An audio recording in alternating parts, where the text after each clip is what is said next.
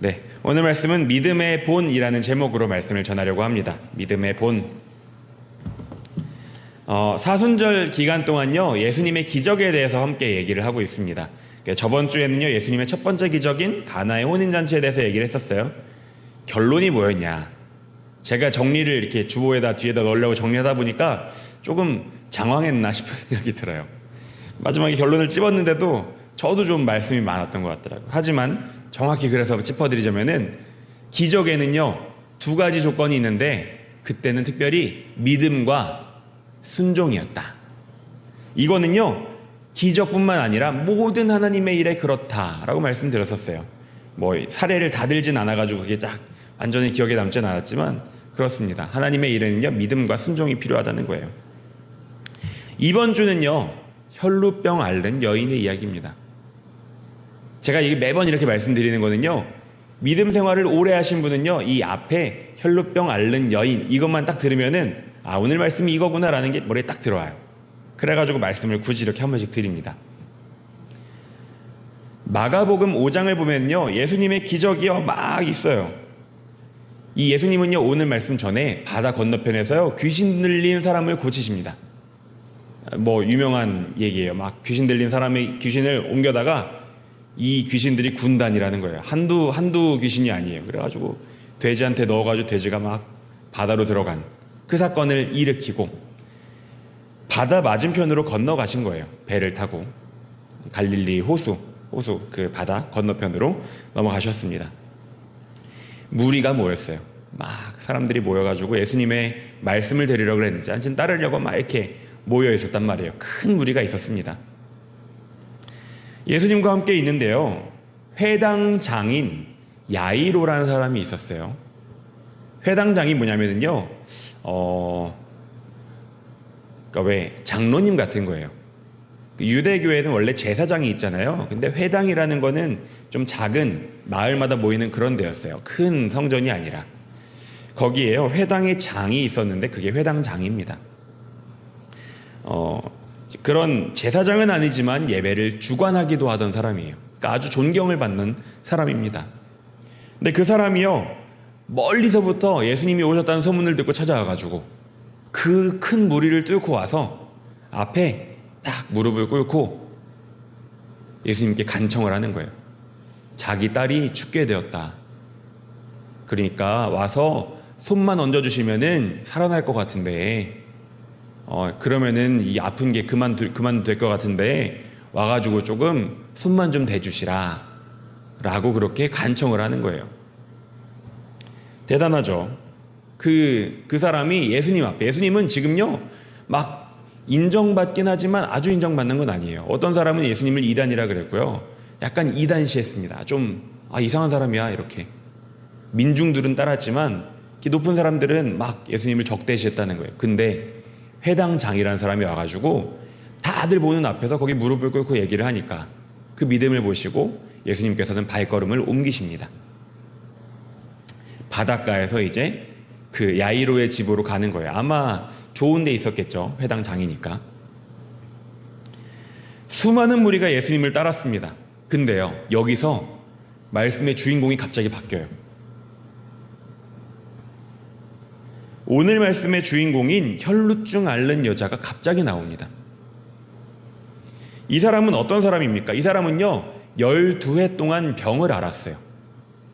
무슨 병이냐? 혈루증이라 그러는데, 혈루증은 오늘 우리가 말하는 혈루증이랑은 좀 다르대요. 그러니까 여기는 그런 검사를 제대로 하는 게 아니니까 그 하혈을 계속했다는 거예요. 12년 동안. 아마 이게 생식기 쪽에 조금 문제가 있지 않았나 싶어요. 그러니까 계속 피가 나온 거예요, 피가. 이 병은요, 사실, 그러니까 지금도 사실 그러면 위험하겠지만 그때는 더 그랬어요. 그 동네는 더 그랬어요. 거기는 물이 많은 데가 아니잖아요. 그러니까 계속 씻고 깨끗하게 관리를 해줘야 되는데 그게 쉽지가 않은 거예요. 그러니까 실제적인 위험은 제쳐놓더라도 거기는 이제 그렇기 때문에 그게 큰 병이 될 가능성이 되게 높다는 거죠. 그잖아요. 그 왜 염증 있는 분들 냄새 있는 거 아시죠? 막 그 그런 이렇게 그런 냄새가 아마 계속 났을 거예요. 왜냐하면 피가 계속 말라붙어 가니까, 그게 썩어 가니까. 그래서요, 구약의 율법에서는요, 이런 사람을요, 부정한 사람이라고 얘기했어요. 부정한 사람. 특히 구약에서는 더 그렇잖아요. 광야를 다녀야 되는데 병이 돌기 시작하면 난리가 나니까 이 사람을 부정한 사람이라고 얘기하고서 가까이 가지 말라 그랬어요. 보통은 이혼을 당했대요. 그리고 당연히 성전에도 못 들어갔습니다. 부정한 사람이니까요. 사람들도 분명히 피했겠죠. 병 없는다고 피했을 겁니다. 이 사람은요, 그런 생활을 12년을 한 거예요. 이 12라는 숫자는요, 거기서요, 그냥 그 10년도 넘게 약간 이런 느낌이에요. 엄청 10년도 넘는 기간 동안, 12년을 넘는 기간 동안 이 사람은 그 병을 앓은 겁니다. 이 말씀해 보니까요, 이 사람은 그동안 병이 낫고 싶어가지고요, 별일을 다 한 것 같아요. 많은 의사에게 많은 괴로움을 받았다라고 얘기를 해요. 많은 의사에게 많은 괴로움을 받았다. 그때 의학이 제대로 되어 있는 게 아니니까 자기들 나름대로 고쳐보겠다고 막 하는데 엄청 괴롭게 한 거죠. 근데 이때 의사는 또 뭐가 안 좋냐면은 돈을 엄청 받았어요. 의료보험이 없으니까. 그런 의사라는 사람이 몇 명 없으니까 엄청 돈을 받은 거예요. 그러니까 이 사람은 원래 부자였던 것 같아요. 돈이 많으니까 많이 쓴 거예요. 지금은 병이 심해졌다고 하는 거 보니까 그것도 힘든 상황에 닥친 것 같습니다. 아무런 효험도 못 보고 이제는 더 중하여졌다라고 얘기를 하는 거예요. 이 여인의 마음이 이해가 되십니까? 어떤 상황인지. 이 사람은요, 아팠고요, 나을 수도 없었고요, 가진 재산도 다 썼고요, 사람들한테는 계속 배척받아온 그런 사람입니다. 온갖 노력을 다했지만 벗어날 수 없는 어떤 운명 같은 그런 슬픈 상황에 처해 있는 여인이라는 거예요. 그 여인은요, 그 많은 무리 가운데 끼어서요, 예수님한테 다가왔습니다. 근데요, 이게 좀 특이해요. 이 예수님을 뵙는 게 아니라, 예수님한테 고쳐주세요라고 하는 게 아니라요, 이 사람한테는 어떤 믿음이 있었냐면요, 예수님의 옷에다가 손만 대어도 내가 낫겠다 라는 믿음이 있었다는 거예요. 고침을 받겠다. 어쩌다 그런 믿음이 생겼는지 모르겠지만 참 대단한 믿음 아닙니까? 12년 동안 수많은 의사들도 고치지 못한 그 병을요, 옷자락에다가 손만 대면 낫겠다 라고 믿었다는 거예요. 그리고요, 그 옷에 손을 댈 때 그 혈루 근원이 말랐다라고 얘기를 합니다. 그 믿음을 가진 여인이 예수님의 옷에다가 손을 댈 때 혈루 근원이 말랐다라고 얘기를 한다는 거예요. 그게 오늘의 기적입니다. 근데 오늘 말씀의 중심은요, 제가 얘기했던 데서 보시면 아시겠지만요, 오늘은 기적 얘기지만 사실 오늘도 말씀의 중심은요, 믿음입니다. 사람들이 예수님의 기적을 보고 왔지만 와서는 믿음을 얻어간 것처럼 오늘 우리가 이 이야기를 나누는 이유는 기적 때문이지만요, 우리도 이 믿음을 볼 수밖에 없다는 거예요. 예수님이 발걸음을 옮기시게 된 까닭이 이 아까 그 회당장 야이로의 믿음 때문 아니었습니까? 그 존경받는 회당장이 예수님의 소문을 듣고 무리를 따라서 도시까지, 이 도시에서 이 먼 바다까지 나와가지고 이 많은 사람들 앞에서 이렇게 절을 했기 때문에, 무릎을 꿇는 그 믿음이 있었기 때문에, 죽어가는 딸한테 손을 얹으시면 나을 거라는 믿음을 들고 나가기 때문에 예수님이 발걸음을 옮기셨잖아요. 근데 가는 길에 대단한 믿음을 만나신 거예요, 지금. 가는 도중에 만난 또 다른 믿음은요, 예수님께 또 다른 기적을 베풀게 하시는 겁니다. 12년 동안 의사들한테 수많은 가산을 바쳐도 낫지 못했던 그 병이요, 12년 동안 자기를 괴롭혔던, 자기를 막 배척받게 했던 그 병이요, 지금 낫는 거예요. 그 믿음이 오늘 말씀의 주제입니다. 이 믿음이요, 예수님이 항상 말씀하셨던 믿음입니다. 무엇이든지 구할 때 믿고 의심하지 말라라고 하시는 그 믿음이 오늘 이 여인의 믿음이라는 거예요. 예수님은요, 그 능력이 자기한테서 나간 줄을 아십니다. 딱 이렇게 낳자마자 아시는 거예요. 말씀을 보면 바로 아십니다. 근데 어떻게 하시냐? 돌아서서 무리한테 누가 내 옷에 손을 대었느냐라고 말씀하신다는 거예요. 오늘 같이 읽었죠. 누가 내 옷에 손을 댔냐? 모르셔서 그러셨을까요? 좀 더 보자고요. 제자들은 당황스러워합니다. 이 무리가 엄청 많은데 누가 손을 댔냐라 그러면은 찾을 수가 없잖아요. 그게 뭐 중요합니까? 뭐 약간 이런 식으로 얘기를 했을 수도 있고, 누가 어떻게 찾습니까? 그냥 그러고 넘어갈 수 있는 건데 예수님은 계속 찾으신다는 거예요. 계속 찾으십니다. 아마 이 여인은요, 좀 두려워했을 거예요. 왜냐? 이 겉옷의 옷 자락을 만진다는 거는요, 아무나 만질 수 있는 게 아니었습니다. 그거는 정말 권한이 있는 사람만 할 수 있는 거였어요. 겉옷은요, 되게 어떤 우리로 치면 뭐가 될까요? 모자나 어떤 머리 정도 그런 느낌이었어요. 왜 우리가 높은 분 만날 때 모자 벗잖아요. 그러니까 모자지만 이 어떤 의식의 이 느낌이 있는 그런 거예요. 겉옷이라는 거는요, 사람을 되게 이렇게 꾸며주는 겁니다. 저한테 양복 같은 느낌일까요? 아무나 손을 대면 안 되는 거였어요. 특별히 부정환자잖아요. 지금 이 여인은요, 부정환자로 오래 살아왔단 말이에요. 지금도 부정환자고요. 티가 안 나기 힘들었을 거예요. 아마 그랬을 겁니다. 부정환자가 손을 대면 그것도 부정한 것이다 라고 얘기를 율법에서 하니까, 이 내가 내 부정을 태운 줄 알고 지금 이러시나? 아마 두려워했을 거예요. 그 여인이었다면 아마 여인이 숨었겠죠. 손을 댄 다음에 숨었을 겁니다. 바로 뒤에 있지 않고 숨었으니까 그렇게 찾는 신용을 하셨겠죠. 근데 이제 모든 사람이 자기를 찾는 겁니다. 그 여인을 찾는 거예요. 막 예수님이 가다가 멈추니까 무리가 계속 가진 않겠죠. 막 뭔 일이야? 막 이러고서 다 둘러싸고 막 찾는 거예요. 누가 예수님의 겉옷을 만졌냐? 막 이러면서 막 찾아 나선 겁니다. 그 무리들이요, 착한 무리들이 아니에요. 바리새인들, 이 사람들이 왜 손을 못 댔냐면요, 무리들 때문에 손을 못 댔어요. 그러니까 이 사람들이 막 성난 건 아니지만 군중이라는 거예요. 군중. 근데 그 군중이 지금 자기를 찾고 있다는 거예요.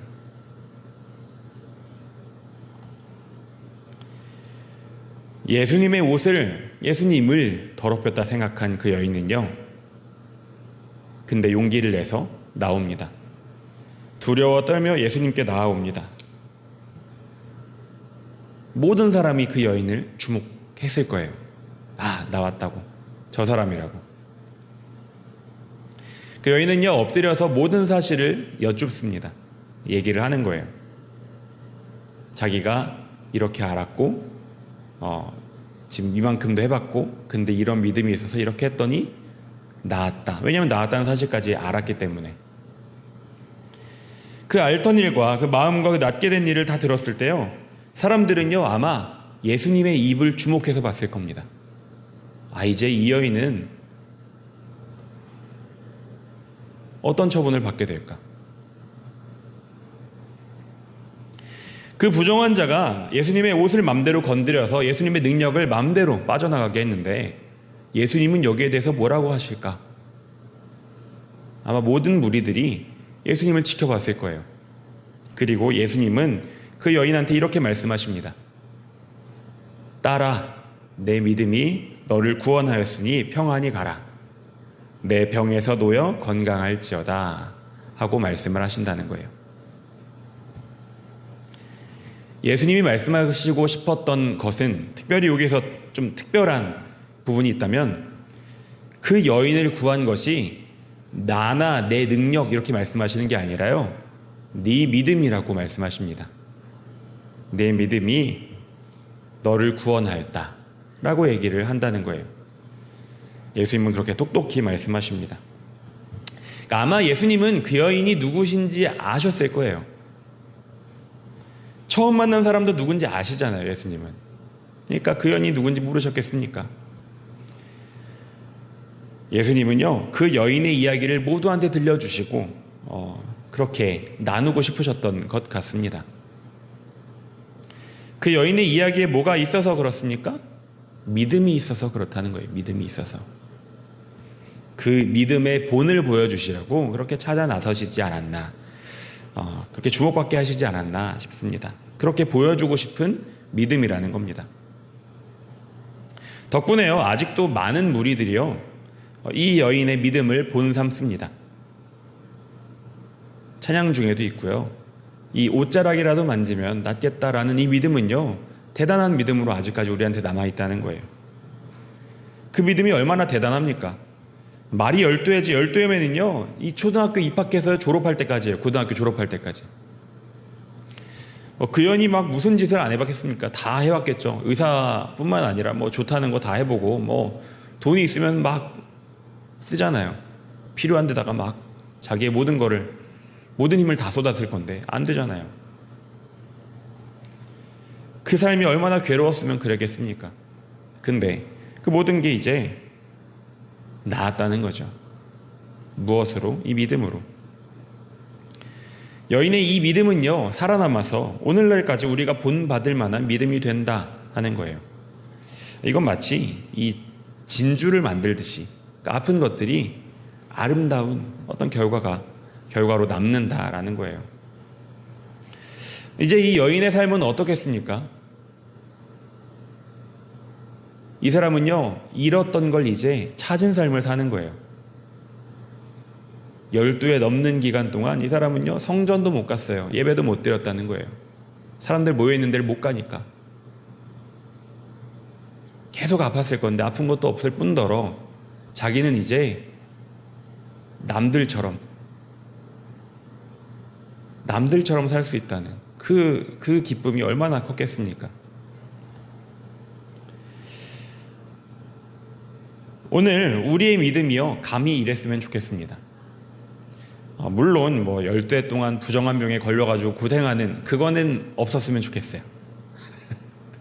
막 고생 오래 안 했으면 좋겠어요. 믿음만 있으면 좋겠는데 뭐 쉽진 않겠죠.